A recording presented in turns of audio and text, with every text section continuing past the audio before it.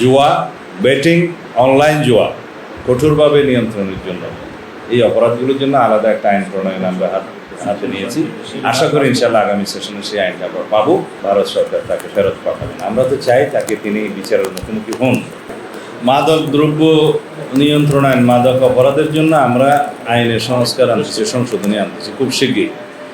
এবং এখন যেটা আইন আছে তাতে উপযুক্ত আদালতে সেই মাদক মামলা বিচার করা হয়। দ্যাট মিনস যেই মাদকের যেই ধারায় যে আদালতে সেই মামলাগুলো বিচার হওয়ার কথা সেই আদালতে যায়।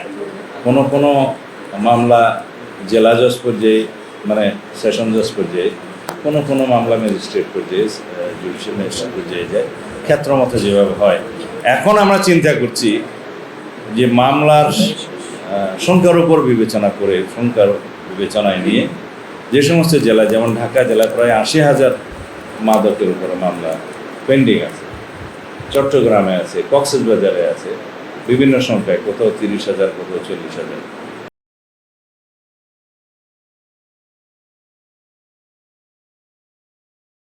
সেই বিবেচনায় আমরা ট্রাইব্যুনাল সৃজন করব, সেই কাজটা আমরা হাতে নিয়েছি। আগামী সেশনে হয়তো সেই মামলাটা আইনের আমরা সংশোধনে আনতে পারবো। তাহলে করে এই বিচার কাজগুলো দ্রুত সম্পন্ন করা সম্ভব হবে, অন্তত যৌক্তিক সময়ে।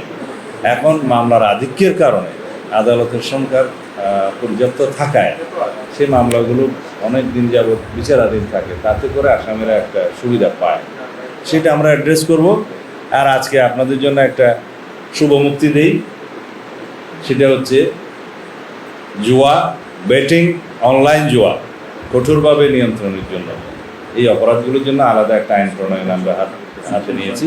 আশা করি ইনশাল্লাহ আগামী সেশনে সেই আইনটা আমরা পাবো। এখন পর্যন্ত যে আইনটা আছে সেটা একদম মানদাত্তা আমলের, 1867 সনের বোধহয় একটা আইন আছে, হ্যাঁ, সেই আইনটাকে আমরা রিপিল করে একটা যুগোপযোগী আধুনিক যে অপরাধ আর কি বর্তমান যে সমস্ত হয়, যে অনলাইন জুয়া, অফলাইন জুয়া, ইন্টারনেটের মাধ্যমে বেটিং ইত্যাদি যেগুলো অপরাধের ধরন বেড়েছে, সবগুলোকে অ্যাড্রেস করে আমরা যুগ উপযোগী একটা আইন আনতে পারবো বেটিং এবং জুয়া, অনলাইন জুয়া, অফলাইন জুয়া এগুলোকে অ্যাড্রেস করার জন্য। এটা আপনারা লিখতে পারেন।